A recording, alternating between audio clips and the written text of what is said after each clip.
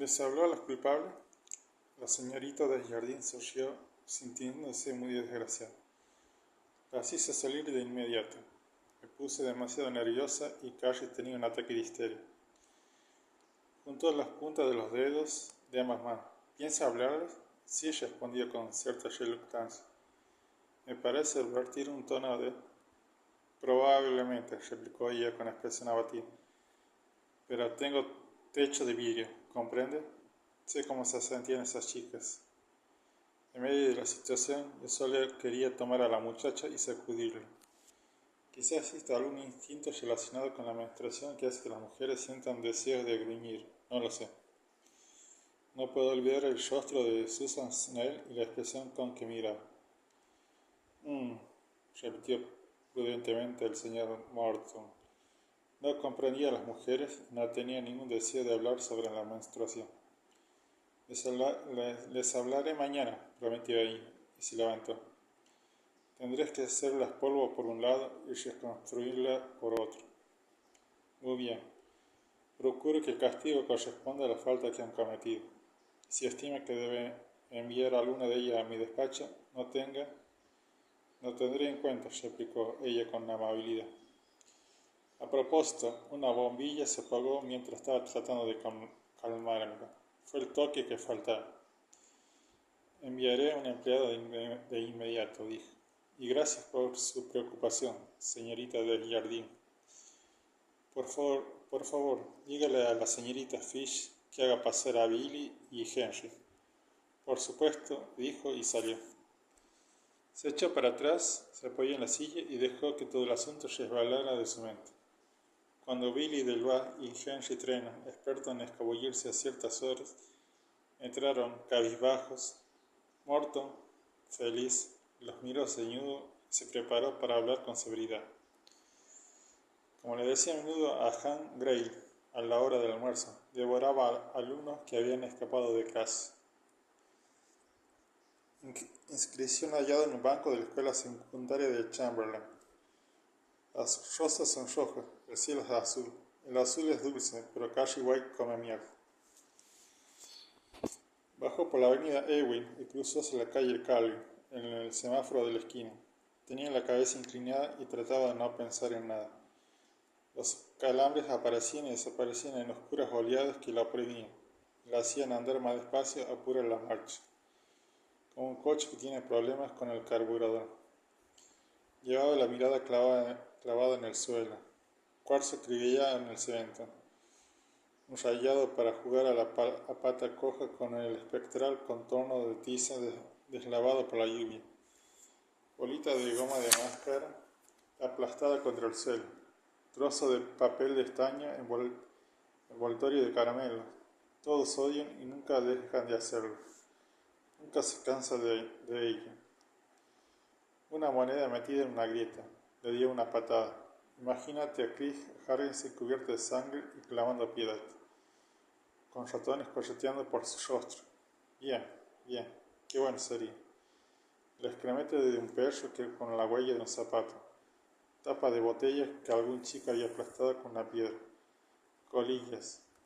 Estrellale la cabeza contra una piedra, contra una roca. Aplástale el corazón a todos. Bien. Jesús, nuestro Salvador, manso y muy humilde. Eso está bien para mamá, muy apropiado para ella. No tenía que andar entre lobos todos los días del año, en medio de un carnaval de risa, de broma, de dedos que te señalan, de sonrisas despectivas. Y no decía mamá que un día llegará el juicio final.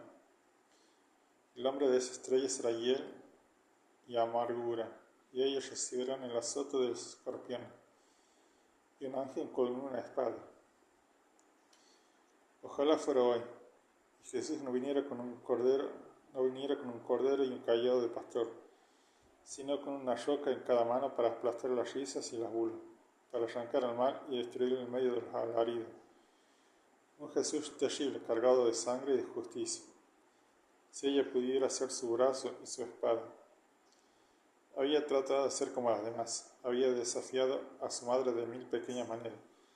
Había intentado deshacer el círculo que la rodeaba como una playa desde el primer día que salía del controlado ambiente de su pequeña casa de la calle Carl, para dirigirse a la escuela primaria con su Biblia bajo el brazo. Todavía recordaba el día, las miradas, el silencio espantoso y repentino que se había producido cuando se hincó de rodillas antes de la comida, en el comedor de la escuela. Allí se habían comenzado ese día y había seguido escuchando su eco a través de los años. El círculo que la rodeaba era como la sangre. Podías limpiarla una y otra vez y estaría siempre allí, indeleble, sucia. Había vuelto a arrodillarse en un sitio público, aunque no se le había dicho a su madre. De todos modos, ella también conservaba el recuerdo de la primera vez y ellos también. Había luchado encarnizadamente a propósito del campamento de verano de la iglesia cristiana, y ella misma había conseguido el dinero haciendo trabajo de costura. Su madre le había dicho gravemente que era pecado, que era metodista y baptista, y congregacionista, y que era pecado en reincidencia. Le prohibió practicar natación en el campamento. Sin embargo, aunque había nadado y se había reído cuando la zambullieron, hasta que no podía respirar y seguían metiéndola bajo el agua, y se aterró y comenzó a gritar, y había intentado participar en las actividades del campamento. Y habían hecho cientos de bromas pesadas y había vuelto a casa en el coche de línea, una semana antes de lo previsto, con los ojos hundidos y enrojecidos de tanto llorar. Mamá la había recogido en la terminal y le había dicho sombríamente que debía conservar siempre el recuerdo de ese castigo como una prueba de que su madre sabía, de que tenía razón, de que la única posibilidad de salvación estaba dentro del círculo rojo. Porque la puerta se estrecha, había dicho en el taxi. Al llegar a casa había encerrado a Carly durante 6 horas en el armario. Su madre, por supuesto, le había prohibido que se duchara con las otras chicas, pero Carly había escondido las cosas que necesitaba en el cajón con llave que tenía en la escuela y lo había hecho de todas maneras, y había participado de ese ritual desnudo que le resultaba incómodo y la llenaba de vergüenza. Con la esperanza de que el círculo se difuminara un poco, solo un poco. Pero hoy, o lo que había sucedido hoy, Tommy Edward, de 5 años, paseaba con su bicicleta por la acera de enfrente.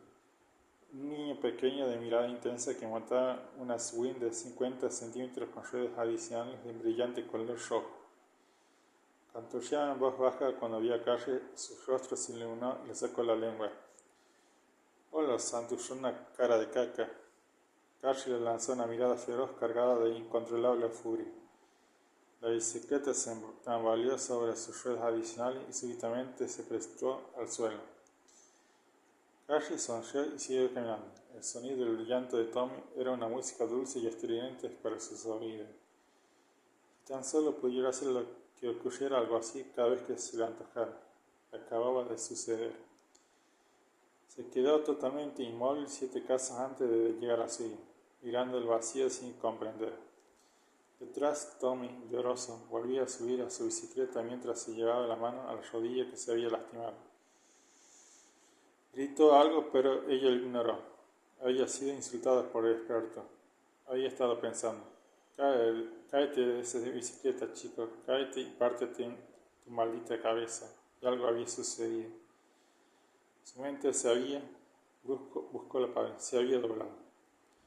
Era exactamente, pero se parecía. Se había producido una curiosa flexión mental, casi como doblar una barra de acero con la fuerza del codo.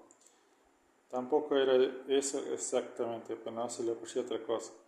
Un codo sin fuerza, el débil músculo de un bebé. «Doblégate». De pronto miró intensamente el gran ventanal de la casa de la señora Yosharty. Pensó: Vieja zorra, espantajo, estúpida y ventana, rómpete.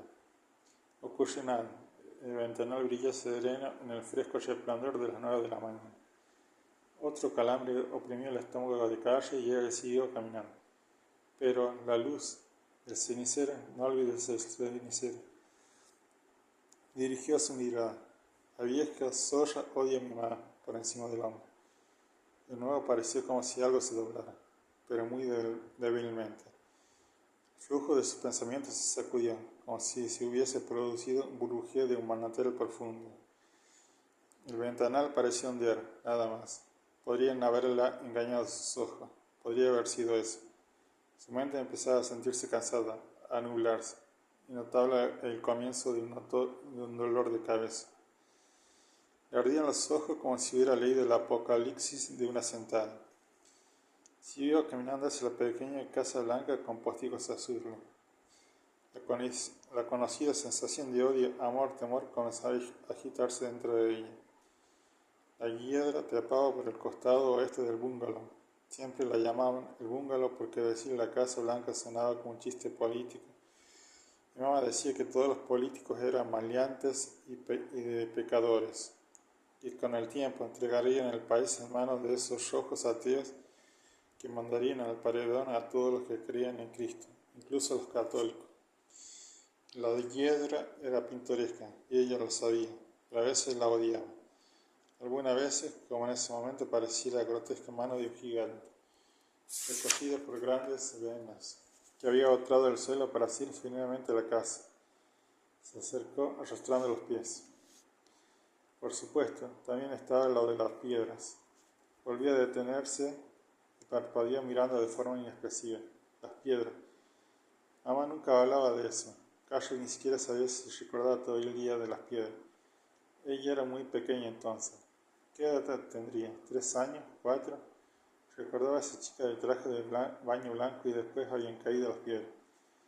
En la casa, algunas cosas se habían disparado en distintas direcciones.